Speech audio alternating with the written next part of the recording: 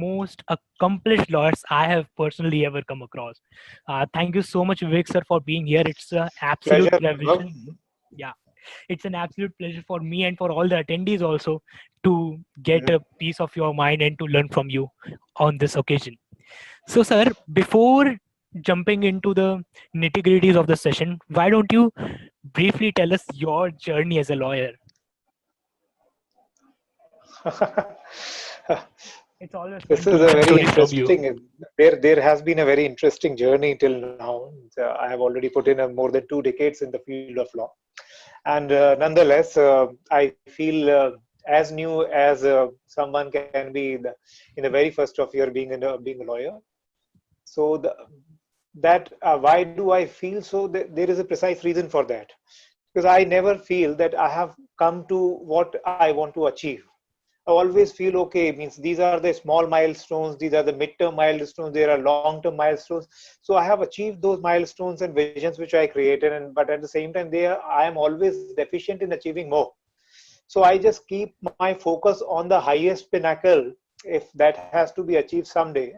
So just like you are traveling, you are making the excursion for reaching the Mount Everest. So it is just one that kind of a dream. So I'm just trying my best, and that really inspires me to do good work, uh, adopt a methodology, and do the intelligent work. Because being lawyer, it is very important that your clients and everybody surrounding you should perceive you as an intelligent person. If for any reason they take you anything else, then your practice will never go well. So it's very, very important that people should know. There should be some awe also in their minds at times, that okay, you can't be so timid, or you can't be intimidated, or you just can't be finished to ashes, so they may try, people may try, I mean, during the argument. So even then, they should have this fear factor that works. And fear factor in the mind of opponent will always come only when they know, okay, there would be always something under your arm, under behind your sleeve, which even your juniors will not know. Nobody would know what could be your strategy. Some part of the strategies you always share, but at the same time, there is some method in the strategy that you always do not share, and you keep it for the last moment. So there are various things you have to surprise your opponent. So this is one of the aspect in being a lawyer which I really I feel thrilled about. So the journey has several parts. Means that this is one part that I talked about. Then of course there are other parts like the survival. The beginning of the career means really put me on a great struggle, and with God's kindness, I could really forego that struggle period, and then came to some decent time period. So that's one part. Then of course another very important part that comes to when you do not have anybody in your background. So then it poses great difficulty to you. Some things which are easier for others, they become very difficult for you to achieve, even those very simple things. And you feel why it is happening with me, why the other person is having advantage over me. So one should understand, means okay, you can really put a question mark on those things, but at the same time, destiny is something that you decide for yourself and you build yourself. Destiny is what you do with your action. So when you take action to achieve a certain aspect, certain paradigm, or certain want of your life, then in that case you are bound to achieve it, provided you are honestly working towards it. If you are only cursing, or viewing the very prospectus that has not come to you, so then in that case you will lose the chance to really move ahead. So moving ahead is essentially linked to your brain capacity, and at the same time your action taking capability. So taking action is very, very important. So don't you consider those facts. Those are relevant facts to consider.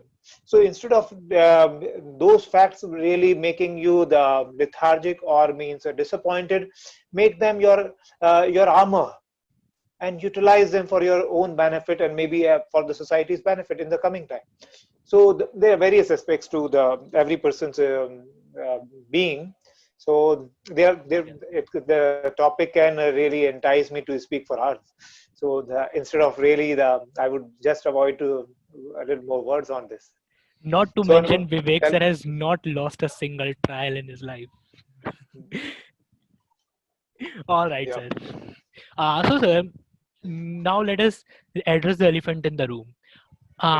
Considering keeping in view the authentic sources, uh, what are Mhm. the facts of the Vikas Dubey's case?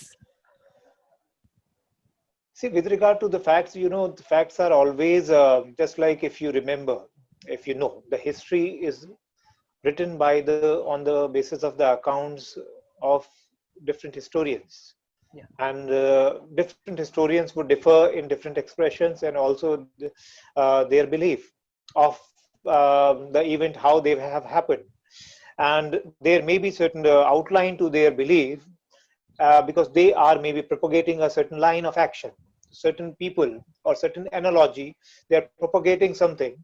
So similarly, in all these things, it is very difficult to point out what could be the real fact, what could be the correct fact. Just like for COVID-19 situation, which has been spread in the global arena for last 4 to 5 months. So many things are pointing out towards the involvement of China, and that there is an intentional spread of COVID. But then, of course, means when so many things are pointing out, but we are still devoid of those crucial facts in open domain, that they are proved fact. So facts which are not proved, we cannot really say for certainty that from whatever source they may come, we cannot say for certainty that these are the truths. So similarly, there can be the various options with regard to the so many encounters which happen, because not so many people are watching it. The perception is developed that police must have done the killing, and maybe for the right reason, because so many people have already felt the ire of police in their day-to-day life. They know how they behave, but at the same time, all just like no culprit should be punished if he has not committed the crime. Similarly, we cannot say for sure that the police should also be punished for that matter. Understood. But Uh, we will just confine ourselves to Vikas Dubey matter instead of talking in generality. So the factual aspect which has come to the everybody's knowledge through media and all the I do not watch the live news channels, but I read the Times of India and Hindustan Times newspapers only. So my sources, as per the sources, the news which has been there, that we all know in what background Vikas Dubey was apprehended in Ujjain, because while police has gone to apprehend him from his house in Kanpur, 8 police personnel were killed in crossfiring, and then there were some police officials also involved in tipping him with regard to the operation by police. So thereafter, after a week, he was he resurfaced in Ujjain, and the circumstances which appear on the face of it, I will just say, means it can be something different also, and the reading of circumstances on those facts could be different. But as it was shown on the media, and for on that night I was watching it, so as per that, it appeared that he perhaps intended to submit himself to the police, because had he intended to really conceal himself, then in that case he would have concealed himself even at that place also. There was no difficulty on that count, because it was not a arrest by police immediately. It was somebody, the local security of the temple had seen him, apprehended him as the case is, and then this local security has given the custody of passed on the custody to the local police, that is Madhya Pradesh police, from where he was brought in by UP police. And while on the transit, I am informed, not by through some I have not seen the news, but through some close connection, some media connection, that all the media cars which were traveling together with the convoy of the police, so around the incident, around the encounter, around an hour before the encounter incident, all that convoy of the journalist cars and all was stopped, and the police convoy was allowed to pass, and they were all stopped. And thereafter, after a while, they got to hear that such an incident has happened, and then in the encounter, Vikas Dubey has died. So what led to all these things? Of course, means as per the NHRC guidelines and Supreme Court judgments, these are the matters to be investigated now. So we cannot pass any judgment on the facts till the time there is a fact-finding committee which comes out with the facts, with the proven facts in the matter. Understood. So, sir, though to a certain extent, you have also told us why this encounter is considered as a shady one. But can you please again shed some light on why this encounter is perceived as a fake encounter or an extrajudicial killing? See, perception builds on the manner that people behave. Perception has always means, if suppose there is something which is happening, and with behind that happening, like I said, for example, it's easy to point out the finger towards China in the COVID time. So perception is building on the basis of certain facts, because those surrounding facts which were there, if suppose media was traveling We with, missed last few lines. We missed last few lines. okay, And all if of a sudden, when the perception builds on certain facts also, though the veracity of those facts are still to be established, and in law it is very, very, very important that whatever perceptions or factual averments are being there, they have to be proved. So in the background, in the background of the case of Vikas Dubey, as he was being brought into UP, and if that is true, that the convoy of the media cars was stopped and only police convoy was allowed to pass through after a certain point. So there appears to be some apprehension that perhaps it was a plotted situation which was created post that the police vehicle will just turn down upside down, and then he would be allowed to run away, or maybe he will try to. Those things, these are the facts which have to be ultimately come with the magistral or SIT or state CID or maybe CBI, whatever the apt agency is going to do this investigation. So today we are at that stage where we cannot really point out whether it was a fake encounter or not, unless we really have those definite findings, and those findings have been affirmed, those investigation reports have been affirmed or accepted by the court concerned. So one point is, first, why media vehicles were stopped who were following the police convoy. Second one was, means there was an apprehension with regard to that fact. It appeared that he had submitted himself at the jail. So why would he run?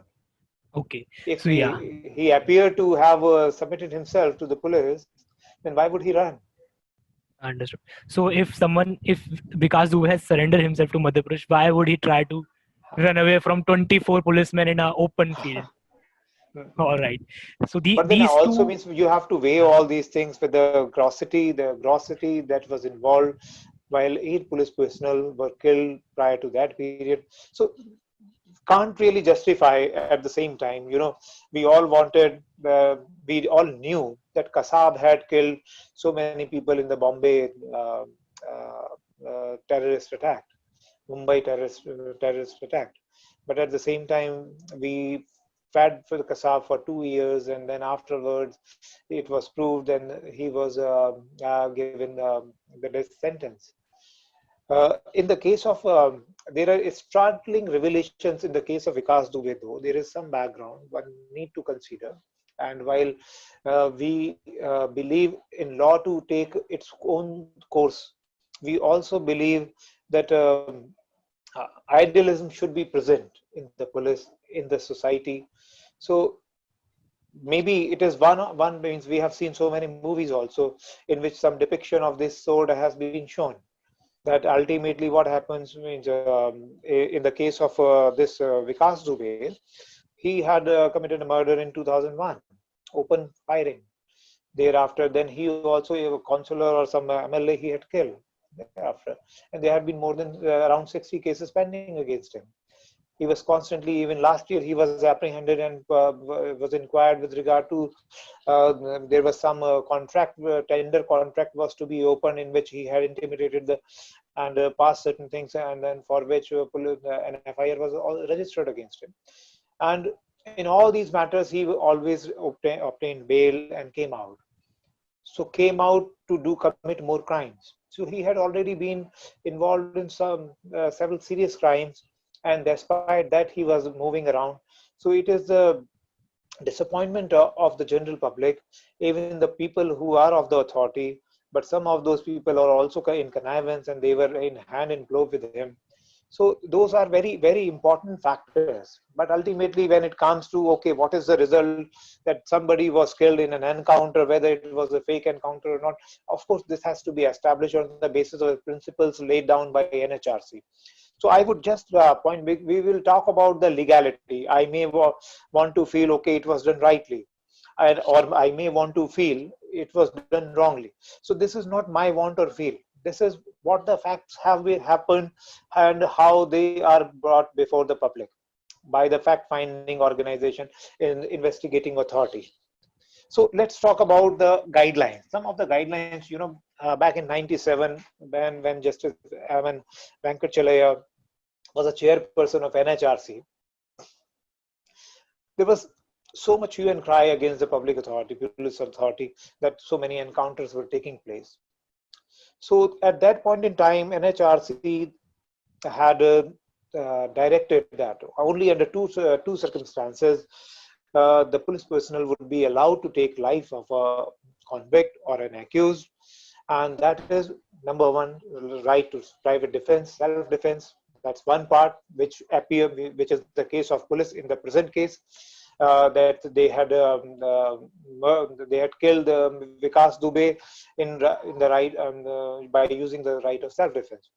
Then the second was under section 46 of CRPC, the police authority may use force while apprehending a accused or convict.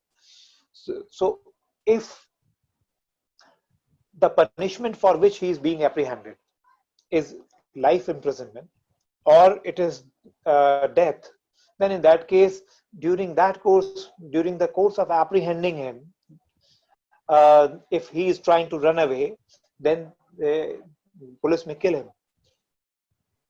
So these are the circumstances under which the police was allowed to really do that. So the specific word were section 46 of CRPC authorized the police to use force extending up to the causing of death as may be necessary to arrest the person accused of an offense punishable with death or imprisonment for life.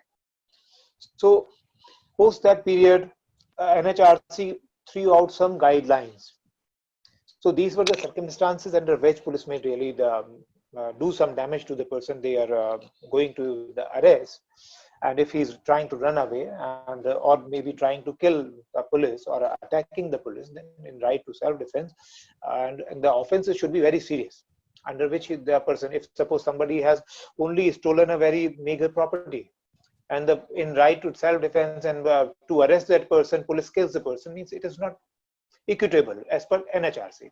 So that twin test is passed in this matter because this person, Vikas Dubey, was already involved into the several killings. So many cases were pending against him, and the last one was very gross, in which 8 police personnel were killed in crossfiring by them when they had gone to arrest him. So that's one point. Thereafter, what had happened is NHRC passed out certain more guidelines, as if suppose there has already an encounter be taken place, then what should be done? So in 97, NHRC gave certain guidelines that with regard to fact, if an encounter has taken place, then in that case, immediately, without any delay, the same fact should be noted in a register being maintained by the police. And for that purpose, a separate register has to be maintained. So at that point, the requirement was only to maintain the register and make entry in the register. So requirement of FIR in the encounter was not a requirement at that point in time, which came in 2010.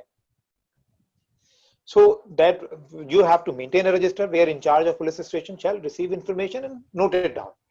Then immediately thereafter, the investigation should be undertaken with regard to the veracity of encounter, by whether the offense was committed or if committed by whom it has been committed. So all this thing has to be done.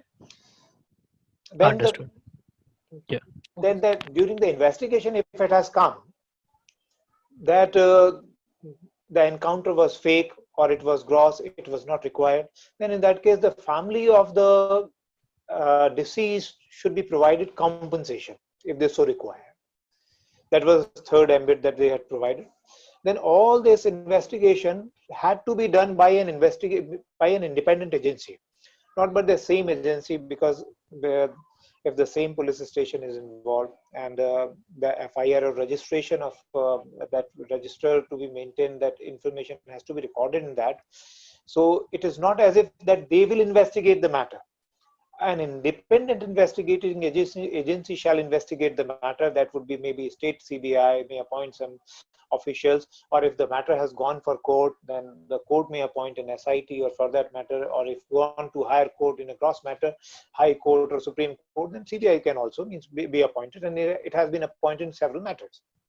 So that was the situation from 97 to 2010. So thereafter, in 2010, NHRC tweaked these guidelines and make it more stringent. NHRC required that immediately after such an incident, there should be an FIR registered. All right. And thereafter, a magistral probe under section 50, that means FIR should be registered, and then for that purpose, they have given the procedure under section 158 of CRPC and 157. The action has to be done, and then magistral probe was required under section 176 in this matter. If suppose there has been some of this, so in this matter again we anticipate that in case their court is not appointing any other SIT, or we will talk about the SIT later on, or a CBI inquiry, then in that case the bare minimum which is required to be done is the magistral probe in the matter.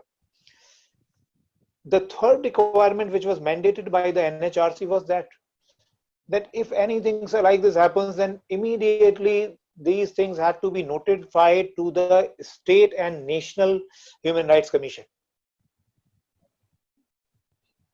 within 48 hours. So that is also a requirement, so that while the probe agency would be doing its job, NHRC would independently see whether they have found some incriminating evidence. So therefore, you see there are two parallels which are created in such things. One is magistral probe or state CBI CID probe, or maybe court appointed SIT or CBI, and then NHRC will also investigate, because it is mandated that the information to this effect has to be provided to NHRC within 48 hours. Then a second report has to be provided by the NHRC within 3 months thereafter. So these were the guidelines which were given by the NHRC. Now, with regard to this, Supreme Court had also, there is a very famous judgment of PUCL versus State of Maharashtra back in 2014. In this matter, there were 135 alleged criminals were killed from the period of 95 to 97 in 99 encounters killing. So all this thing when came to the Supreme Court, and the Supreme Court inquired about the thing. So Supreme Court laid down 16-point guidelines in the matter with regard to the standard procedure to be followed for thorough, effective and independent investigation in the case of death during police encounters. So what were this? The very first point was record tip-off. So whenever there had always been this thing used by the police, that they got a tip-off that such and such thing is going to happen at such a place. So therefore they went there, they were attacked, and then therefore in right to self-defense, they killed the accused person. So that's a very simple story to build, means it's shown in so many movies also, and it's very basic human science also, that anybody can build all those kind of things. So the Supreme Court prescribed that you need to record the tip off. The moment you get the tip off, so under in an electronic form or a physical form, this should be recorded. So in the coming time, today there is a discretion with the police that they can record in physical form or electronic form. But in future, as I see, 5 years from now or 10 years from now, everything would be recorded. It had to be recorded in a cyber form, in an electronic form. And once this evidence would be in the electronic form, any tampering is done in the electronic form would be known. It's easy to know. On the contrary, in physical form, the documents or the record which is maintained can be tampered at any time. And when the master and writer of and holder of the record is the same person, so at any time one can enter in the record. So that's another issue. But Supreme Court mandated this as a requirement. Then Supreme Court said, all right, whatever it is, means as the NHRC had also pointed out, that they had to register FIR. So in pursuance of a tip-off, the police uses firearms, and this results in the death of a person. Then an FIR initiating proper criminal investigation must be registered and be forwarded to the court without any delay. Third important point which Supreme Court had directed was independent probe. Investigation into such death must be done by an independent CID team or a police team of another police station under the supervision of a senior officer. It has to fulfill 8 minimum investigation requirements, like identity of the victim, recover and preserve the evidentiary material, identify scene witnesses, etc., etc. Magistral probe was the fourth point. So mandatory magistral inquiry into all cases of encounter deaths must be held, and a report thereof must be sent to the judicial magistrate. Fifth is inform NHRC, that is NHRC or state human rights commissions, as the case may be, must be immediately informed of the encounter death. Sixth is medical aid. It must be provided to the injured victim or criminal, and a magistrate or a medical officer must record his statement along with the certificate of fitness. So this is a very important, very important. At so many occasions, the person who has been encountered, sometimes they don't die, then they can speak about things. So certificate of fitness and medical officer. Then another point is no delay, ensure forwarding FIR, panchanamas, sketch and police diary entries to the concerned court without any delay. Send report to the court. After full investigation into the incident, a report must be sent to the competent court, ensuring expeditious trial. Information to the kin. In case of death of accused criminal, their next of kin must be informed at the earliest. Then submit a report. Biannual statements of all encounter killings must be sent to the NHRC by the DGPs by a set date in a set format.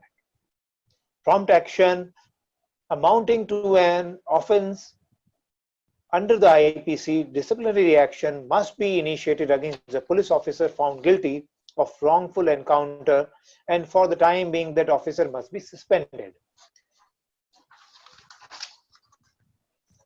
Compensation.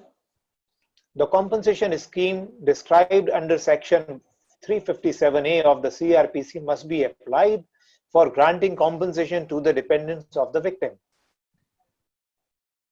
Very important, surrendering weapons. The concerned police officer must surrender their weapons for forensic and ballistic analysis, subject to the rights mentioned under Article 20 of the Constitution. Legal aid to the officer. An intimation about the incident must be sent to the accused police officer's family, and offering services of lawyers and counselors. So police officers who are involved in a purported fake encounter, then they have the right to free legal aid also. Promotion, no out of turn promotion or instant gallantry award be bestowed to the officers involved in encounter killings soon after the occurrence of such events. Then grievance redressal. So if the family of the victim finds that the above procedure has not been followed, then it may make a complaint to the session judge having territorial jurisdiction over the place of incident. The concerned session judge must look into the merits of the complaint and address the grievances raised therein. So this is the last item is also very important, because at so many times, if the system is there with certain people, then in that case, with the support of system, the justice is not only delayed, justice is jeopardized. So this grievance redressal direction by Supreme Court had been the last direction in this matter, which had been played a very vital role till date. So the court directed that these requirements should be strictly observed in all cases of death and grievous injury in police encounters by treating them as law declared under Article 141 of the Indian Constitution. So these were the guidelines. So now what we are going to see, that all these things we shall have to be complied with in this encounter, and once all this is done, then we would probably know. I cannot say for sure that we would know, but we would probably know that what had transpired, what had happened in this Vikas Dubey killing. All right, sir. So, sir, just to quickly summarize this answer, in the PUCL case, in the Public Union Civil Liberties versus State of Maharashtra 2014 Right. case, Supreme Court laid down the following guidelines. First was including immediate registration of FIR in respect of the killing. Secondly, an independent investigation by the state criminal investigation department or the police force of the police station other than the involved in the extrajudicial killing of this, headed by an officer ranked higher than the police Senior involved. police officer. Yeah, and a simultaneous magistral inquiry under section 176 of CRPC. Right. Yeah. So sir, these are the guidelines which has been laid down by judiciary. So in your experience, to what extent these guidelines are actually followed by the executive authorities? See, during the trial, I have found that there have been so many latches at times that we have found. And these latches are not only found by us. In the same matter, I will quote two paragraphs from the Supreme Court finding.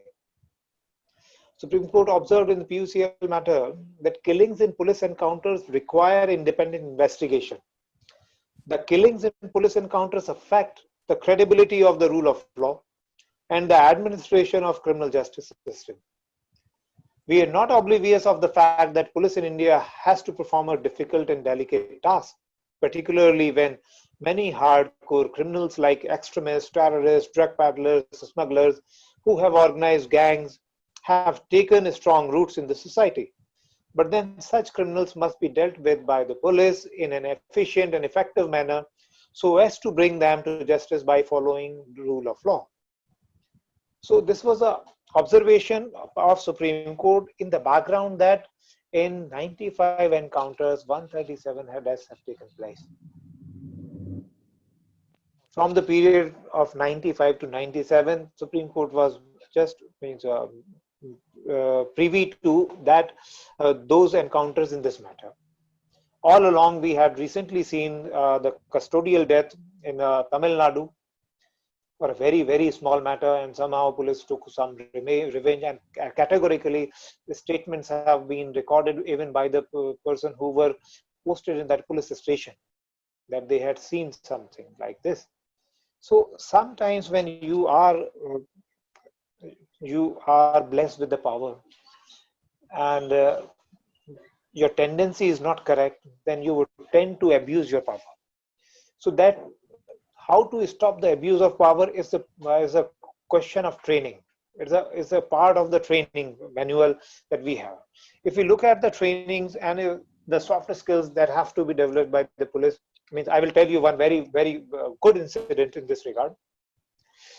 The activeness and training of the police, how I perceive and how I believe that it should be, means I'm not going to compare the police of our nation to some other nation, but at the same time, when we can really take some good points from some other nations, people from some other nation, then definitely we should learn.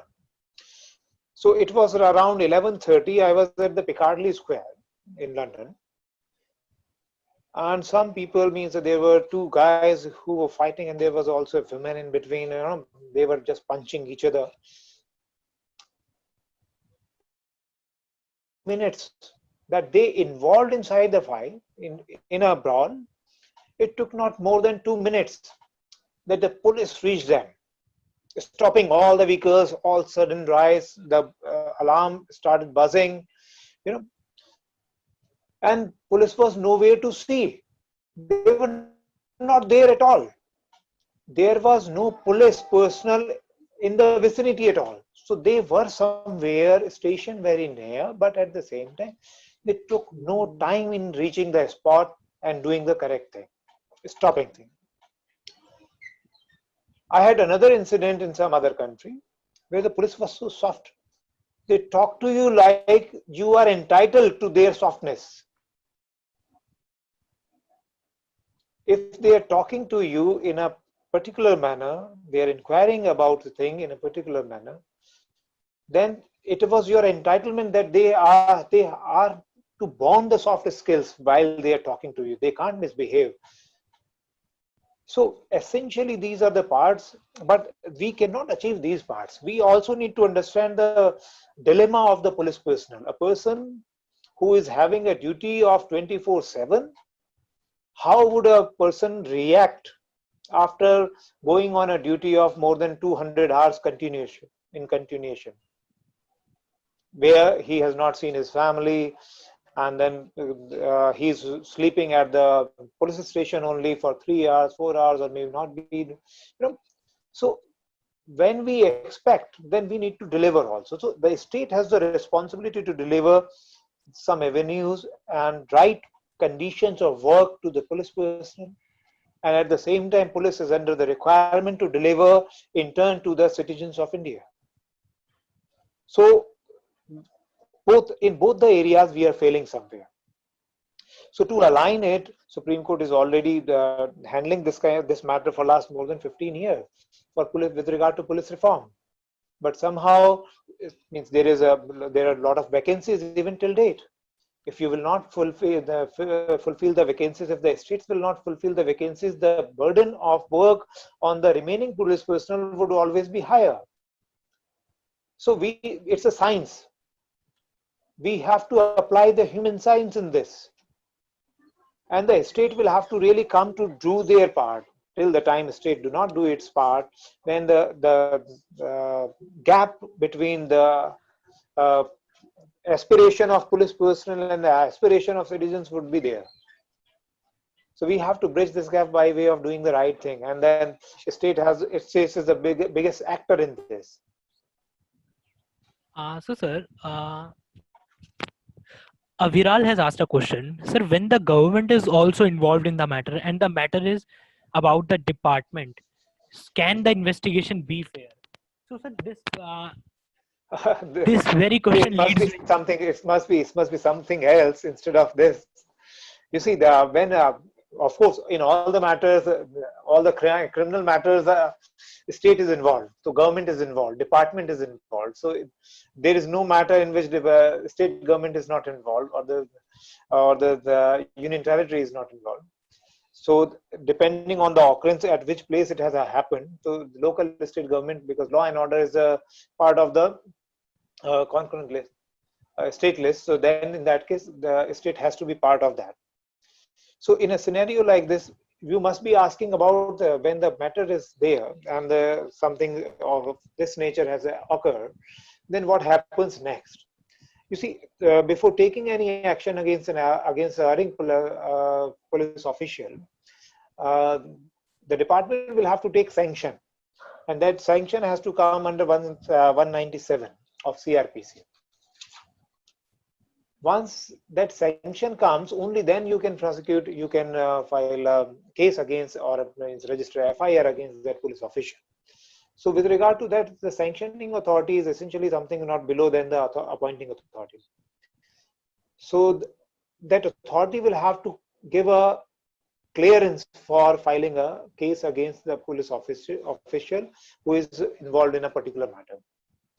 And that for that they will have to attain a satisfaction that this appeared to be gross, that there appeared some fakeness in doing the encounter.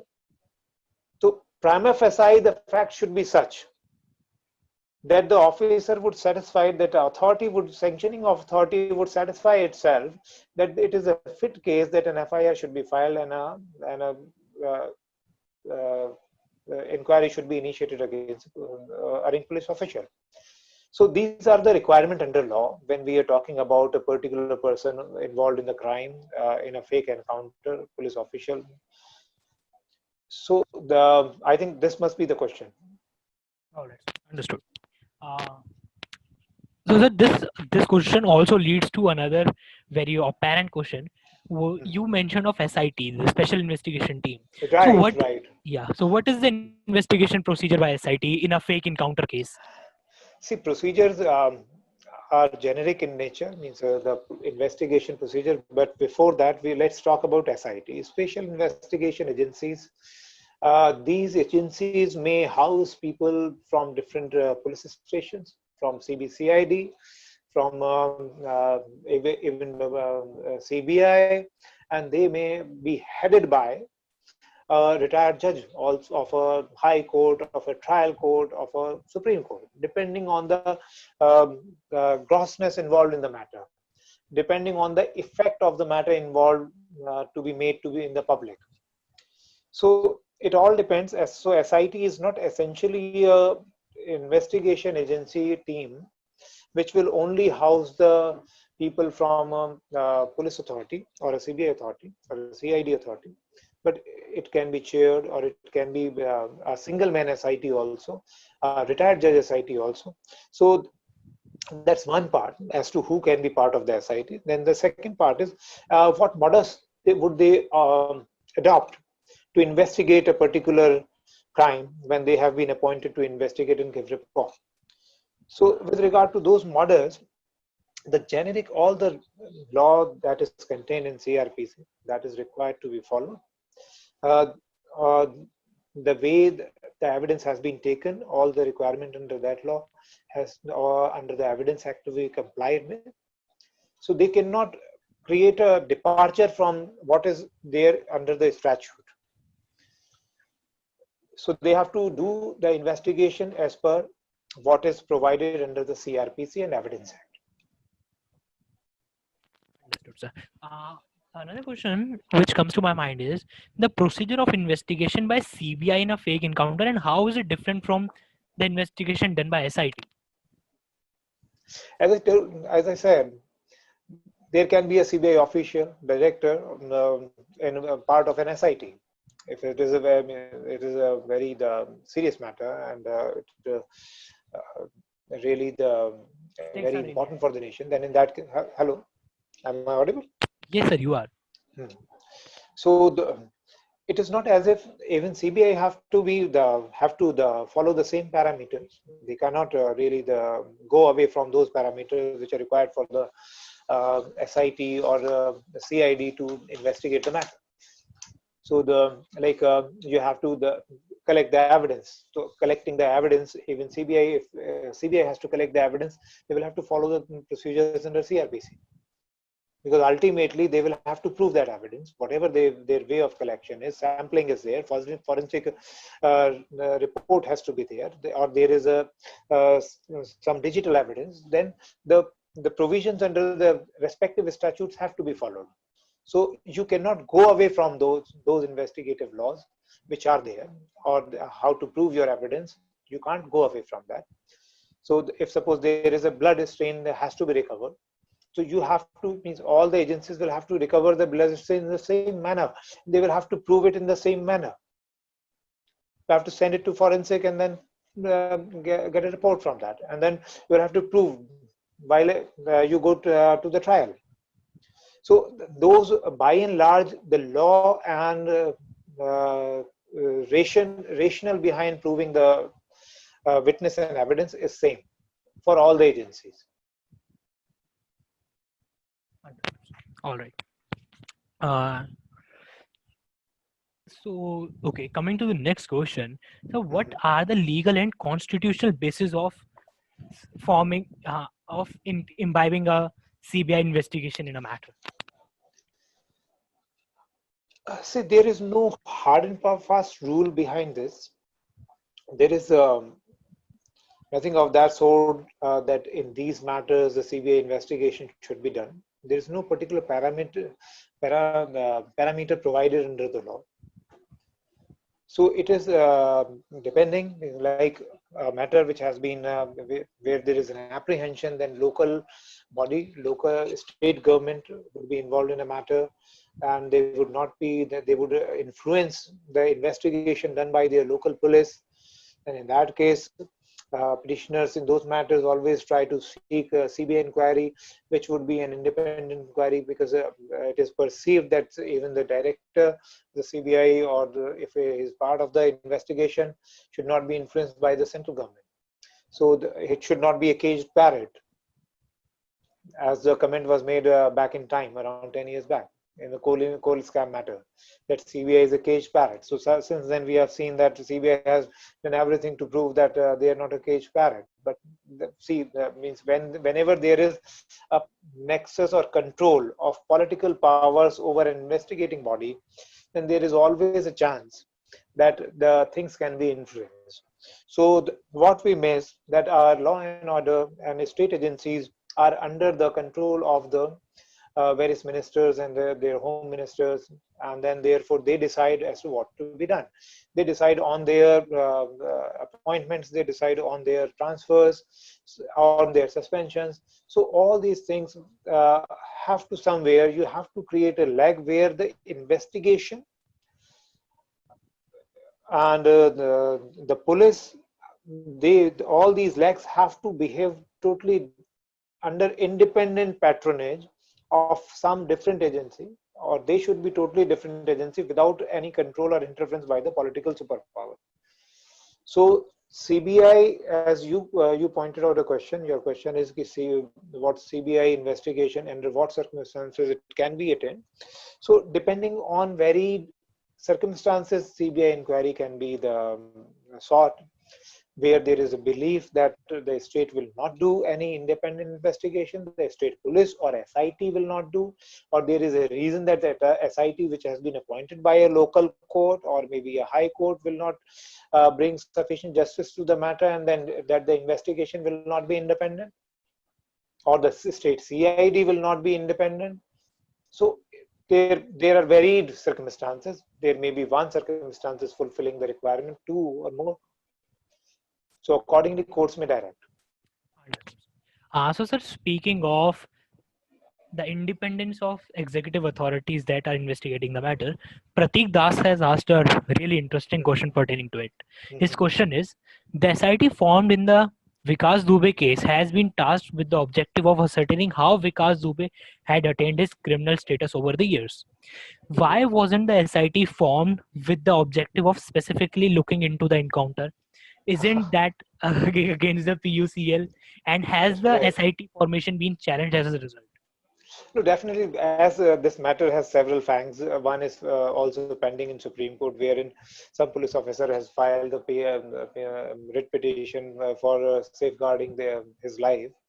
So this matter will definitely open more Pandora box, and many more allegations to and fro would be coming through. So that's a very pertinent question which has been asked by whatever the call. So this is very relevant question, and of course the first requirement of SIT to be formed, if the state government had to appoint an SIT, then immediately they should have appointed the SIT in the killing of Vikas Dubey, not into the veracity or in the antecedent of Vikas Dubey. So that's like that appears to be the like creating a whitewash to the entire scene. Means of course, it should not be the case. Another question by Pratik only is, one of the police officers, the part of SIT was himself. The name of this police officer is Ravinder God. It was there Mhm. in this article in the So morning. he was part of the operation. SIT team, who himself allegedly involved in a fake encounter in early 2000s. What is the message sent out when such person is appointed in the SIT? No, it all depends. Means whether it was later on because something which has been done in 2002. There are at times allegations against police officials also, even for doing the right thing. So I cannot comment. There can be means these are such areas where you cannot for sure say that this person was correct and this person was incorrect, or this was criminal or the police was criminal. We cannot say for sure. So all these things have to be established, and that can be done by way of investigation, following the due procedure of law. So once everything has been done by following the due procedure of law and it has not been found that the person was involved in fake encounter, so I cannot say that he was involved in a fake encounter. So there may be a fair allegation also by the person whose family who has been killed, his family, his friends may level allegations all the time. No person think that their son or daughter or their family person is doing the wrong thing. They still I try to understand. save. Means we have seen Nirbhaya case. The family member of various people who were there, they just try to say no, their son is not involved in it. All right, sir. Thank you for this really enriching answer. Hmm. Another question by what is where was the question? Just give me a minute. Right here. Yes. Yogender K. How do you relate Vikas Dubey's encounter with the Hyderabad case and encounter? I think he is talking about the Priyanka Reddy one. Right. Yeah. So he's asking how will you commensurate this case with that? So what is your take No, on it? see, there can't be comparison between two cases. Ultimately, it depends what the fact-finding committee is going to find, what happened actually. So many times it happens that we get to know the real facts behind a case, and sometimes it also happens that we may not get to know the real facts. Being in the law means prima facie as we go through the reports at times. So there are prima facie certain areas which are totally exposed in the SIT report or the magistral report at times. You know. So therefore, we point out those things before the court, and at times we succeed also. So these are not the foolproof things, and can't be any comparison between two different cases. But of course, it can be only understood that the SIT, whichever, or means the fact finding which finally comes before the uh, deciding court, it's true. All right. All right. Another question that has been asked is, can the custodial death and the perceived fake encounter be treated in the same manner? What is your take on it, sir? Sorry, could you repeat? I missed it. Custodial death and fake encounter, can they be treated in the same manner? And what is your take on it? In your experience, how these things go? Look, custodial death and encounters would have essentially different footings. Uh, being in encounter, you are exposed to certain horror by the criminal. Serving his last few lines because of the network Possibly, glitch. uh, so possibly in encounters and custodial death is something means it is the aggression of the police authority or those people who were interrogating the person who is involved in a purported crime. So in such a scenario, they have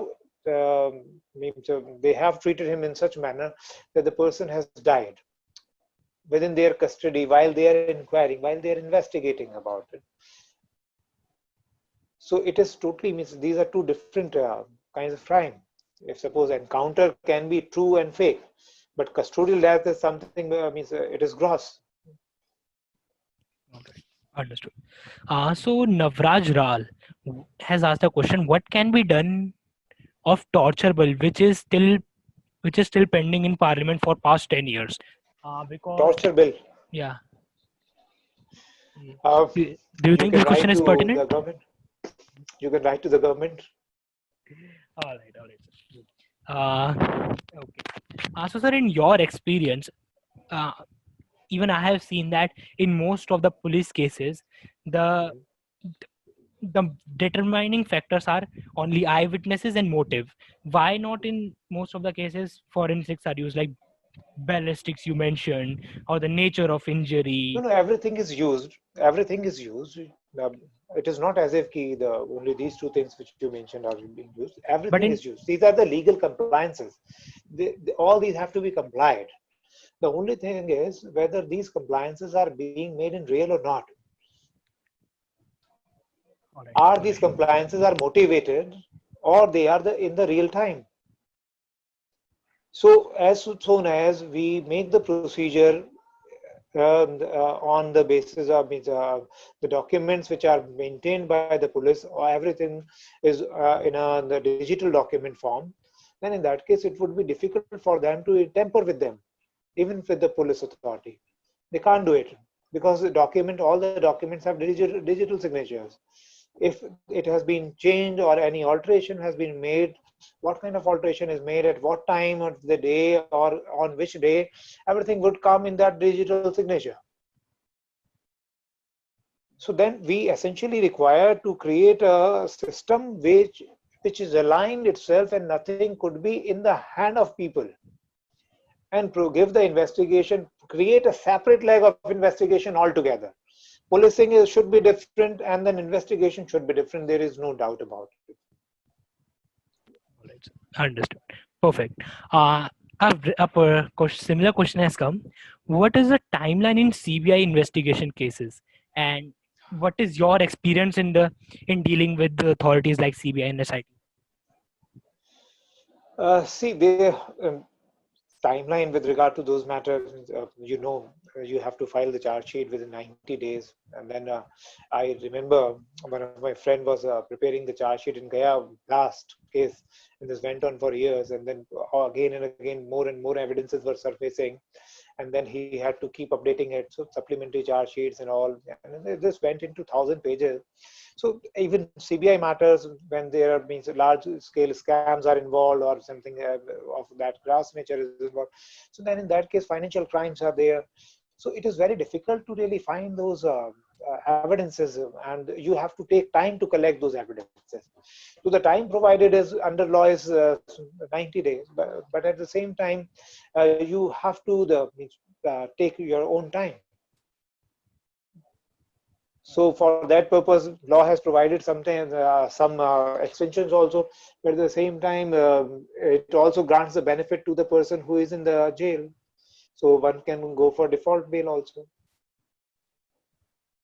Understood. Cool. All right, sir. Sir, to a very large extent, we have covered it. But can you please, one more time, enlighten us about the nuances of collection of evidence and maneuvering them in the legal case in a CBI investigation, if possible? See, I would have.